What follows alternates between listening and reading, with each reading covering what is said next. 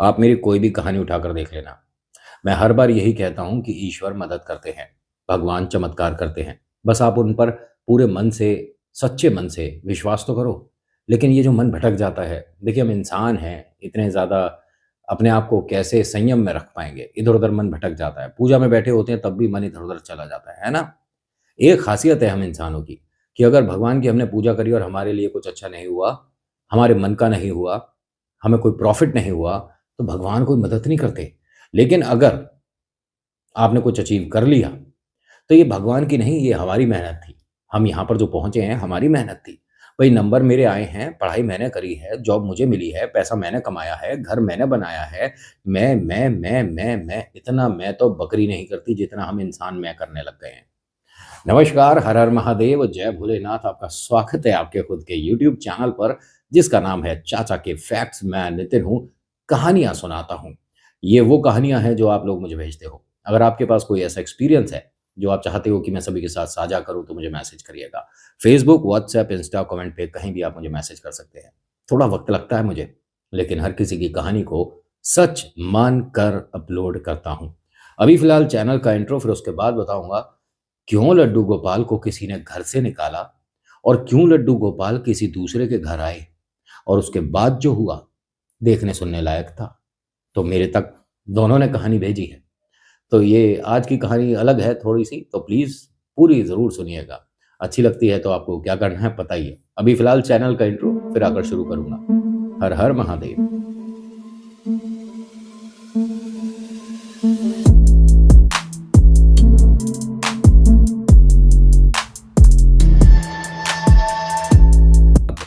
अभी वीडियो शुरू करने से पहले एक बहुत ज़रूरी बात बतानी है आप सभी से।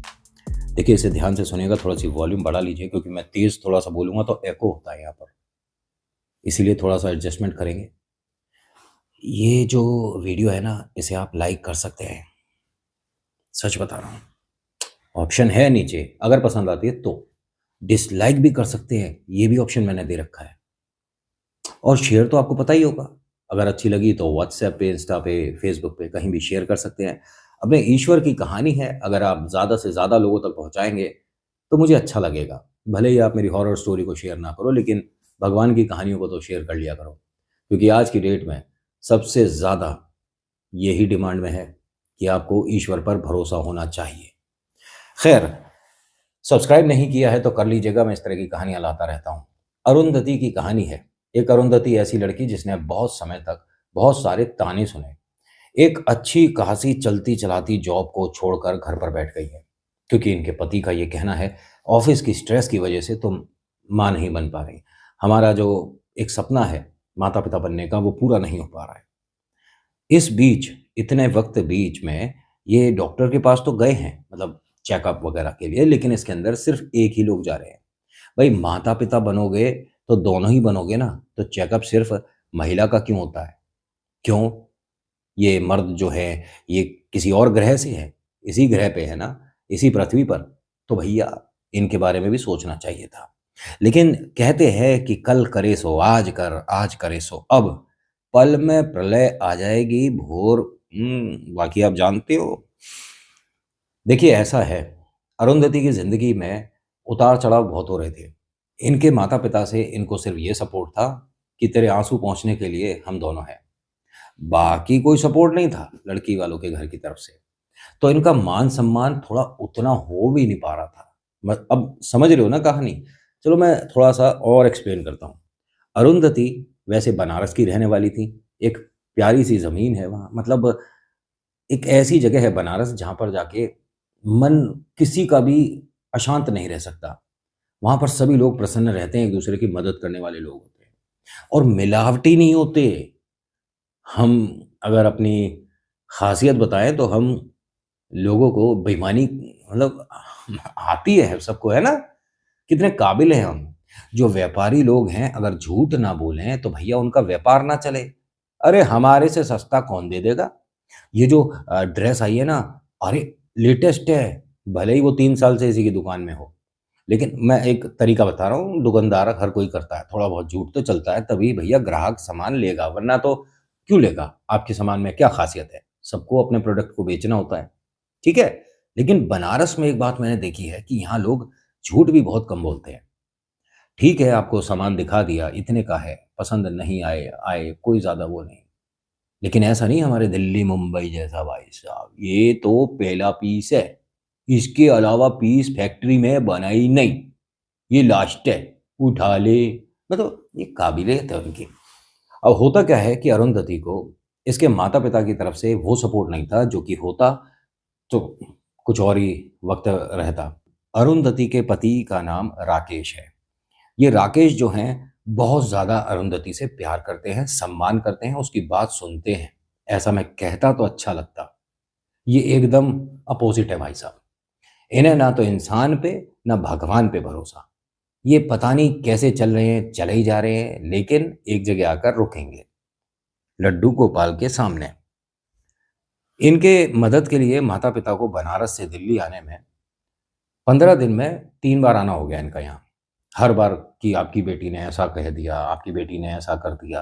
अरे डॉक्टर के पास जाने को बोलते हैं तो उसने ये जवाब दे दिया। तो माता-पिता को किसी सॉल्यूशन के लिए आना पड़ रहा था। और देखिए मैं आपको बताऊँ कि इनकी हालत कैसी थी।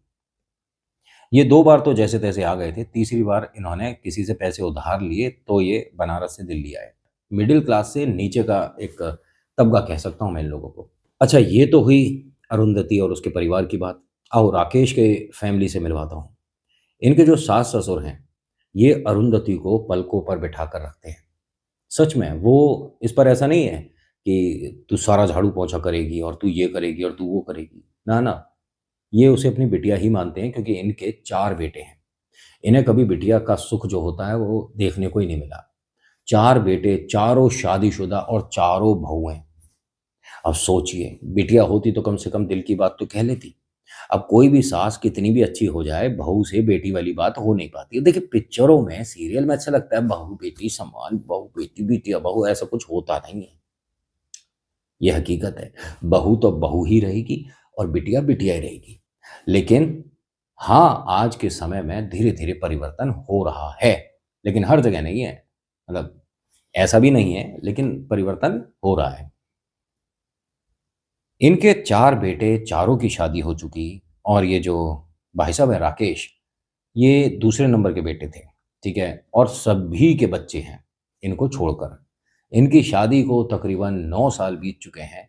9 साल में कम से कम ये 50 डॉक्टर के जा चुकी हैं, जिसमें हर बार ये अकेली ही जाती हैं। ये राकेश जाता है, ऐसा नहीं कि वो नहीं जाता है, लेकिन हाँ, वो बस डॉक्टर के छोड़कर अपने दफ़्तर निकल जाता है। अंदर नहीं जाता है क्योंकि वो तो आप जानते ही हैं धरती पर क्या कहते हैं वो जो घिसने से प्रकट होता है, ये तो शायद वो है।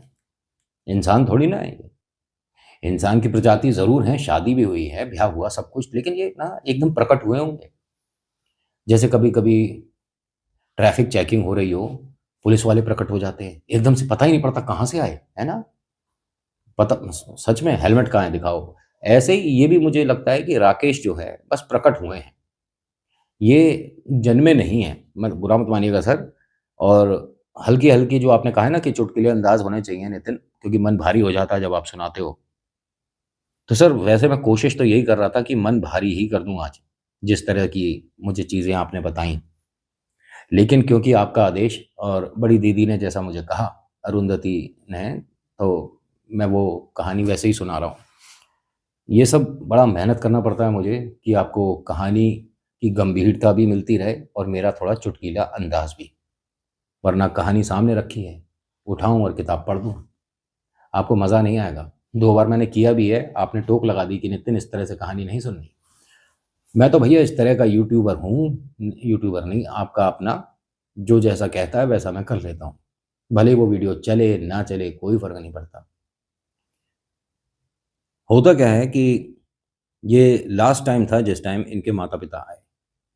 अरुंधति से कहते हैं कि हम तेरे साथ कुछ मिनट बात करना चाहते हैं। ये दामाद जी के साथ थोड़ा-सा ऊँची आवाज़ में मत बात किया कर, सास-ससुर की सेवा करा कर। घर में सभी लोग कितने खुश हैं। हमारे कहे से एक बच्चे को गोद ले ले। उसने कहा मम्मी मैं क्या कहूँ, मैं कुछ भी गलत नहीं कह रही। मुझे कई बार जिन डॉक्टर के हमारे परिवार के सभी महिलाएँ जाती हैं, उन्होंने कहा है कि आपको अपने हस्बैंड की भी ये वाली रिपोर्ट लानी है, वो नहीं करा रहे टेस्ट वगैरह। अच्छा, मैं क्या करूँ? ऐसे मैं कैसे उम्मीद छोड़ दूँ? मैं कैसे हार जाऊँ? और मैं अगर बच्चा गोद लेने लायक हूँ, तो ईश्वर ये मेरी मदद करेंगे। तो उन्होंने कहा एक बार दामाद जी से हम बात करें। उन्होंने कहा नहीं, आपका कहना ठीक नहीं होगा, मैंने इनके सामने बहुत हाथ जोड़ लिए, बहुत इनकी मिन्नत कर ली, लेकिन नहीं मान रहे। और तो और इनके मम्मी-पापा ने भी, मेरे सास-ससुर ने भी इनसे कहा है कि एक बार जैसा गुड़िया कहती है वो सब टेस्ट करा के तुम डॉक्टर से मिलते क्यों नहीं? उल्टा-सीधा बोलकर बस चले जाते हैं। 3 दिन पहले इन्होंने ये कह दिया कि ठीक है, अगर शादी में तुम्हें इतनी ही समस्या है तो तुम हमेशा के लिए घर चली जाओ, खर्चा भिजवाता रहूँगा। ये मुझसे प्यार ही नहीं करते। मैं यहाँ पर बस एक बोझ बनकर रह गई हूँ। आपको पता है कि घर में कोई त्योहार होता है, फंक्शन होता है, बच्चों को एक बार मैंने सजाने की कोशिश करी थी, जो घर में इतने बच्चे हैं, उनको मैं कपड़े पहना रही थी, ड्रेस पहना रही थी, तो जिसको मैंने छुआ उन्होंने वो ड्रेस ही नहीं पहनी। मेरे लिए बच्चों के भी मन में खटास भर दी है। यहाँ जब आप आते हो ना, बस तभी तक का अपनापन दिखता है। आपके जाते ही मैं यहाँ पर हर वक्त को झेल रही हूँ। क्या मैं आपके साथ चलूँ हमेशा के लिए? पिता ने कहा कि बिटिया ऐसा है, ये सिर्फ एक पल का निर्णय होगा और उसके बाद पूरी ज़िंदगी के लिए पछतावा होगा। जो पति का घर है, वो अगर तुम्हें तुम्हारे हिसाब का नहीं मिला है, तो उनके हिसाब से अपने आप को ढाल लेना चाहिए। तुम्हारे सास-ससुर अच्छे हैं, वरना तो लोगों को घर में वो ही अच्छे नहीं मिलते। हम एक बार दामाद जी से बात करके जाएँगे। मैंने बताया ना, ये आज इनका आखिरी दिन है यहाँ पर। दामाद जी के पास गए और कहते हैं कि आपसे 2 मिनट बात करनी है। उसने कहा बताइए, क्या हम अकेले में बैठकर बात कर सकते हैं? तो ये उसी कमरे में आ गए जिसमें अरुंधति थी। बताइए दामाद जी, एक बार जो ये गुड़िया कह रही है हमारी बिटिया, वो वाला टेस्ट आप भी देख लो और डॉक्टर से मिल लो, क्या पता। उन्होंने कहा सुन, जो शब्द हैं, जो लिखे हुए हैं, वो बोल रहा हूँ, ये मेरी तरफ से नहीं है, ठीक है? सुन, एक बार तो बोल दिया है, अब दोबारा अपने इस गंदे मुँह से ये सब दोबारा नहीं बोलना है। जो इनकी माँ है ना अरुंधति की, उसने हाथ जोड़े इनके सामने कि आप इस तरह से बात ना करो, बात कहीं बिगड़ ना जाए। उन्होंने कहा बिगड़ भी जाएगा तो क्या होगा? ज़्यादा से ज़्यादा तुम इसे ले जाओगे, कल के ले जाते आज ले जाओ, मुझ पे कोई फ़र्क नहीं पड़ता। और तुम्हारी बिटिया पूरे समाज में हर किसी को पता है कि बांझ है, उसकी वजह से मेरा और नाम खराब होता है। लोग क्या कहेंगे मेरे बारे में? आपको पता है कि समाज में मुझे चलने में शर्म आती है। क्यों? क्योंकि मेरा एक ब्याह बांझ से करा दिया। आप दोनों के लिए तो बस मैं क्या ही बोलूँ। इन्हें इस तरह से ज़लील कर दिया कि ये पिता बस मौका ढूँढ रहा था इस घर से बाहर निकलने का। 1 मिनट, मैंने आपको बताया इस घर में पूजा-पाठ होता है। पूजा-पाठ होता है इस घर में, मंदिर भी है। वो अलग बात है कि जब भगवान के सामने बैठते हैं तब तो ये लोग अच्छे हैं, उसके बाद ये जानवर हैं। बुरा लग रहा होगा आप सभी को। सभी कहानी देखते हो ना ये वाली, जो चैनल है, सब देखते हो ना? बहुत सारे लोगों के मैसेज आए हैं आपके व्हाट्सएप पर। और बेटा जी, आप तो अब थोड़े से बड़े हो गए हो ना? आपने ही वो टी-शर्ट उतार कर फेंक दी थी, है ना? जिसको ये अरुंधति जी पहना रही थी। बड़ा अच्छा लग रहा होगा ना? होता क्या है कि इनके माता-पिता को यहाँ से ज़लील करके, धक्के देके घर से निकाल दिया। लेकिन सबका ध्यान भटक गया, क्योंकि शोर मच रहा था भाई गली में।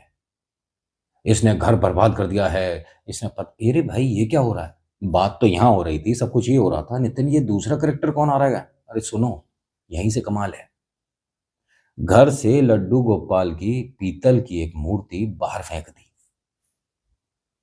गोपाल जी, ऐसे लोगों को बहुत बहुत बहुत सारा दिमाग की ज़रूरत है, जो इस तरह के काम करते हैं। सब लोग बोल रहे थे कि ये सब मत करो आप, मतलब क्या कर रहे हो?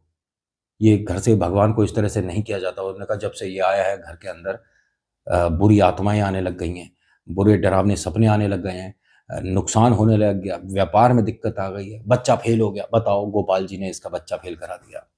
गोपाल जी ने तेरे बच्चे की पेंसिल पकड़ ली थी। है। व्यापार जो मंदा हुआ, क्या हुआ? गोपाल जी ने शटर गिरा दिया था। भूत दिख रहे, गोपाल जी ने भूत प्रेत छोड़ दिए।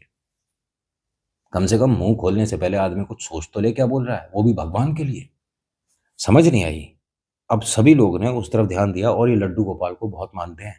अरुंधति के जो मम्मी पापा हैं, उन्होंने कहा, अरे गोपाल जी को इनने कैसे फेंक दिया? वो गई, एकदम से उठाती हैं, उसे साफ करती हैं गोपाल जी को, मिट्टी विट्टी लग गई थी, और उनसे कहती हैं, देखिए ये जो महिला है, घर के अंदर नरम दिल से हाथ जोड़कर, आंखें झुकाकर बात कर रही थी, लेकिन यहाँ ये शेरनी के रूप में थी।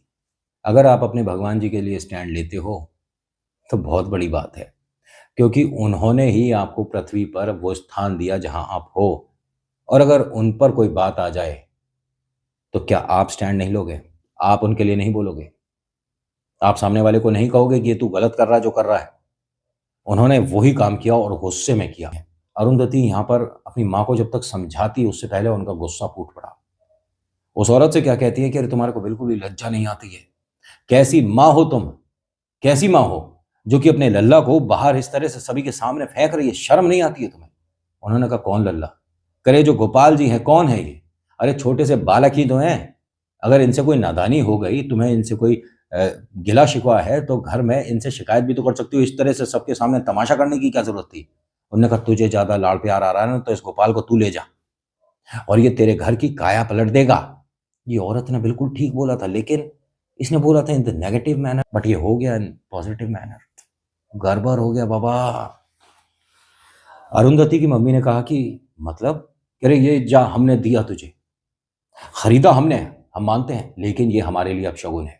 इसके घर में आने के बाद आज 13-14 दिन हो गए हैं, सब कुछ बिखर गया है, सब कुछ बिगड़ गया है, नुकसान करा दिया इसने हमारा।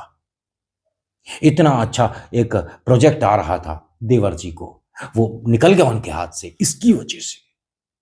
बच्चा फेल हो गया इसकी वजह से, बुरे सपने इसकी वजह। अरुंधति की मम्मा ने कहा कि आपने कितने के खरीदे थे? मैंने बताया ये पैसे से मजबूत नहीं है। उसने कोई रकम बोल दी। अरुंधति की मम्मा ने अपने पति से ये बोला कि इनको बढ़ाकर पैसे दे दो, और ये ना अपनी धर्मपत्नी का मान सम्मान रखते, उनकी बात को नज़रअंदाज नहीं करते और नाक नीची नहीं होने देते। इन्होंने जेब से पैसे निकाले। अब भले ही ट्रेन से कैसे जाएं कैसे नहीं जाएं वो अलग मैटर है, लेकिन फिलहाल इस स्थिति को संभालने के लिए जो मेरी पत्नी ने बोल दिया उस पर मैं पीछे नहीं हटूंगा। ये अरुंधति के पिता, उन्होंने जेब से पैसे निकाले और दे दिए। कहते हैं कि ये बहन जी आप पैसे पकड़िए, क्योंकि ऐसा ना हो कि आप बाद में ये कहो कि वो जो गोपाल था जिसे हमने घर से बाहर किया, उसने तो वो पैसों का भी नुकसान करा दिया जितने का हमने उसे खरीदा था। अब तो मुनाफा हो गया, जाते जाते ही दे रहा है ये मुनाफा हमें, और इसे घर में मत रख। मैं तो कहती हूँ इसे गंगा जमुना में कहीं बहा दे, ये घर में रखने लायक नहीं है। ये गोपाल कोई भूत प्रेत का है, ये भगवान नहीं है। अब माता जी ने गोपाल जी को अच्छे से साफ सुथरा करा और फिर अरुंधति से बोलती है, तू पालेगी लल्ला को? बस इतना ही बोला इन्होंने। उन्होंने कहा, लेकिन माँ अभी जो बात हो रही थी और आपसे जिस तरह से उन्होंने बात करी ये गलत है। आपको बात करनी चाहिए मेरे सास ससुर से, बताना चाहिए कि इन्होंने इस तरह से आपसे बात करी है। पतिदेव अंदर है, क्योंकि ये जो गली में शोर वोर हो रहा था उसे इंटरेस्ट नहीं है इन सारी चीज़ों में, वो अंदर चला गया था। थोड़ा वो सोसाइटी में मतलब एक दर्जा रखता है भाई, भीड़ में थोड़ी ना खड़े होते हैं रईस लोग। आपने कोई देखा है वीआईपी इस तरह की भीड़ में खड़े होके कान लगा सुन रहा है क्या चल रही है बात? नहीं ना।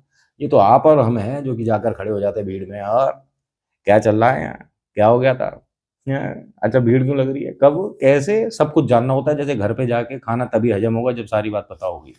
होता क्या है कि उन्होंने कहा अरुंधति ने कि अगर मैं इन्हें घर में लाती हूँ और घर वालों ने स्थान नहीं दिया तो? उन्होंने कहा, तेरे पास तेरी गोदी है ना, एक बच्चे को माँ की गोदी के अलावा किसी भी ताजमहल की जरूरत नहीं। माँ ने इस तरह से गोपाल जी पकड़ाए, और ये पहली बार है जो कि ये किसी बालक को गोद में खिलाने वाली है।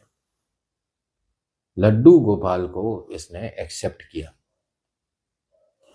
माता पिता को 100% ध्यान है कि घर से ये कै रुपये लेकर चले थे, कितने का बीच में इन्होंने दाल चावल खा लिया, कितने का ये वहां से एक मिठाई का डिब्बा इस घर के लिए ले आए और कितने गोपाल जी को खरीदने में दे दिए। तो अब इनकी स्थिति नहीं थी। पहला चमत्कार, इनकी जेब में जो गोपाल जी को पैसे दिए उतने थे। आपको मजाक लगे तो लगता रहे, डिसलाइक करो, कोई दिक्कत नहीं मुझे, लेकिन मैं मानता हूं कि जब भगवान चमत्कार कर रहे हो ना, तो आप अपना दिमाग नहीं लगा पाओगे कि ऐसा कैसे हो रहा है भाई। सच में बता रहा हूं। एक एग्जाम्पल और है जिस कहानी को मैं बताऊंगा, ये हनुमान जी की कहानी है। पूरे घर को ये समझ नहीं आया था कि ये कैसे हो गया, हनुमान जी के पैर के नीचे कागज, वो अलग कहानी बताऊंगा। ये दोनों यहाँ से जब स्टेशन पहुंच रहे थे, अरुंधति के माता पिता ने ये बात बताई कि ऐसे ही जेब से निकाल कर कुछ बीच में खरीदने के लिए या पानी पीने के लिए हाथ डाला जेब में, तो वो पैसे निकले। माँ ने भी कहा और इन्होंने भी बताया, अरुंधति के पिता ने, कि हम पे इतने पैसे थे ही नहीं, गिने चुने पैसे थे। अब गरीब आदमी अपनी जेब का हिसाब रखता है। आप मुझसे पूछो कितने हैं, मैं बता दूंगा अभी, हाँ जी 23 रुपये हैं, 200 रुपये हैं, पता है हमें। रईसों की बात अलग होती है थोड़ा सा, और मुझे उतना उनके बारे में पता भी नहीं क्योंकि मैं हूँ भी नहीं। बीच बीच में बताते रहो ना, तो इससे आदमी थोड़ा इंप्रेस हो जाएगा, लाइक कर देगा, सब्सक्राइब कर देगा। आप सोच रहे हो कि ये ऐसा कर रहा है, नहीं ऐसा नहीं कर रहा। मैं हूँ ही नहीं तो क्या कहूँ उसमें। होता क्या है कि अरुंधति उन्हें लेकर घर में अंदर आती है। इनके पतिदेव कहते हैं कि क्या उठा लाई। तो अरुंधति कहती है, मम्मी ने मुझे ये गिफ्ट में दिया है। तो हंसकर क्या बोलते हैं कि अच्छा ये तो वो है, ये लड्डू गोपाल। उसने कहा हाँ जी।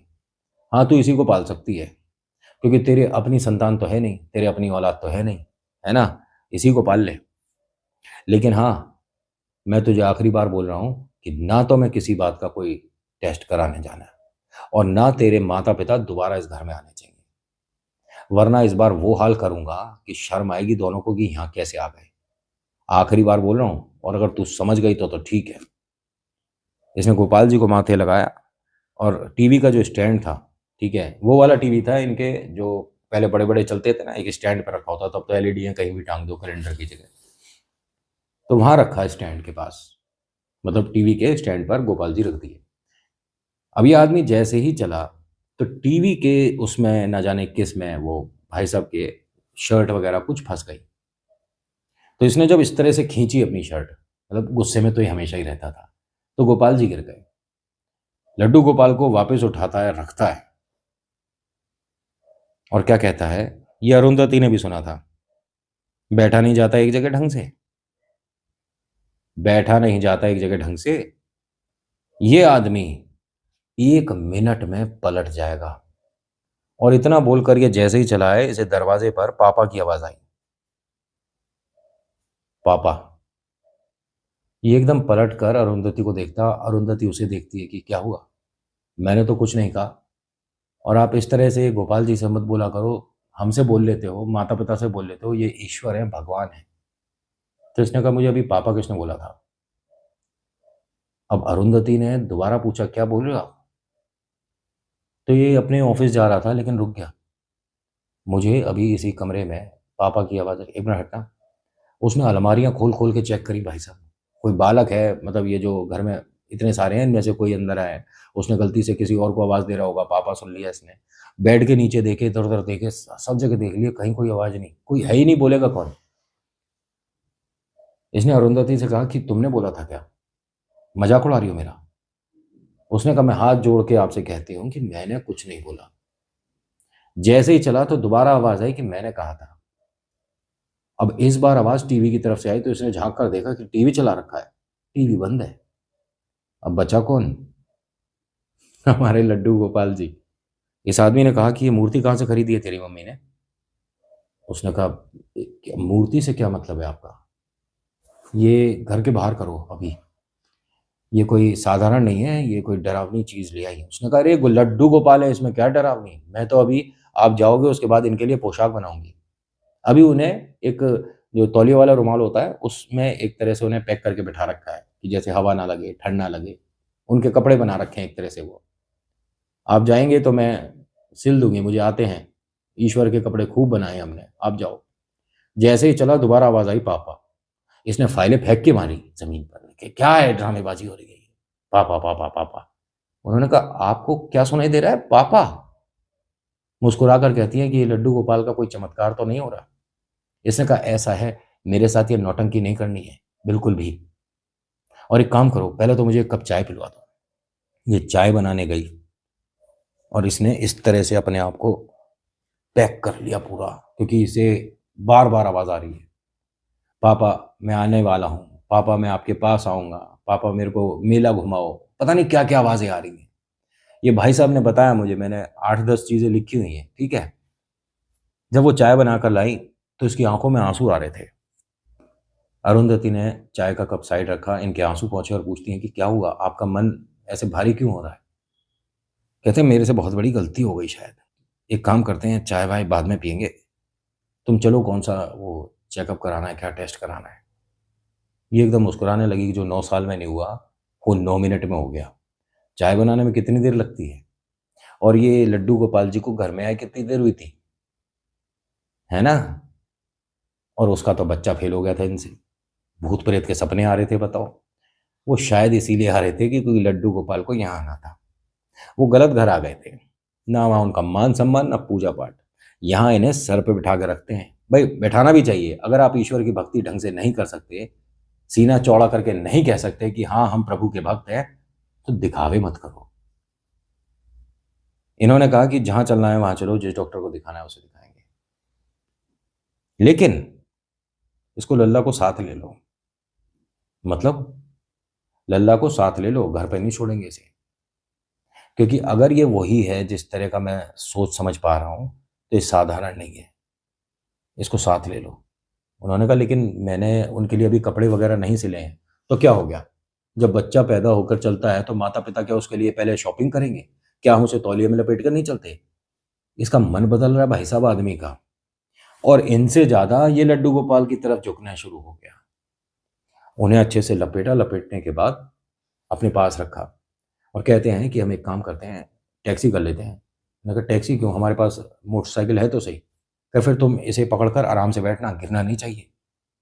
तो ये मुस्कुराते हुए कहती है कि नहीं गिरेगा। माँ की गोदी से बच्चा कैसे गिर जाएगा, आप निश्चिंत रहो, आप आराम से चलाओ। अब ये जिस डॉक्टर के पास पहुंचे, वहां पहुंचने के बाद जो भी उनका टेस्ट वगैरह था वो हुआ। ये गलती से गोपाल जी को वहां भूल आए। मोटरसाइकिल बीच चौराहे तक आ गई। इन्हें ये ध्यान था अरुंधति को कि इन्होंने पर्स में गोपाल जी को रख लिया है। एकदम क्या कहते हैं कि पोशाक यहाँ पर भी तो मिलती है भगवान की, ये जो दुकान है, एक काम कर लल्ला को लेकर यहीं चल रहे हैं। वो यही बोलते हैं आज भी, लड्डू गोपाल जी नहीं बोलेंगे, भगवान ईश्वर नहीं बोलते, लल्ला बोलते हैं ये लोग आज भी।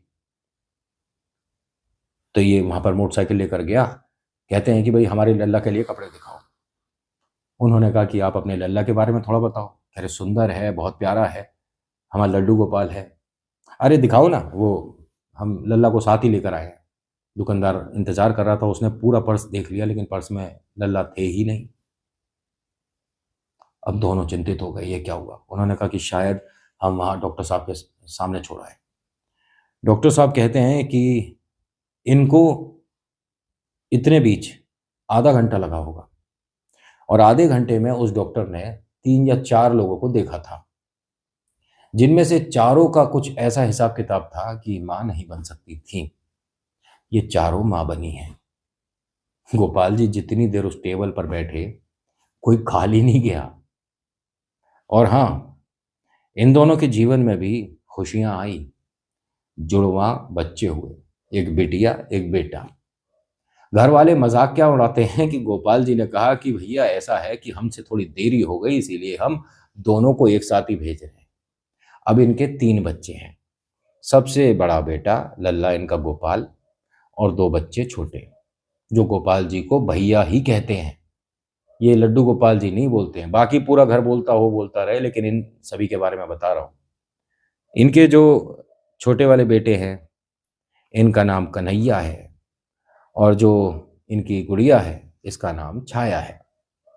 कहते हैं कि सबसे पहले आपकी वीडियो छाया ने देखी, उसके बाद हमारे कन्हैया ने देखी, पूरे घर ने देखी, और फिर कहा कि क्या हम भी कहानी भेज सकते हैं। छाया ने तो हॉरर कहानी देखी थी, है ना। और छाया बिटिया धन्यवाद, अगर आप शुरू नहीं करती तो पूरा घर नहीं देख पाता और आप सब तक ये कहानी नहीं आ पाती। मैं हर बार कहता हूँ, एक बार फिर कहूँगा कि ईश्वर चमत्कार करते हैं, उन पर आप सच्चे मन से विश्वास करो। ईश्वर अपना रास्ता खुद तय कर सकते हैं। उन्हें ज़रूरत नहीं आपके और मेरे राह दिखाने की।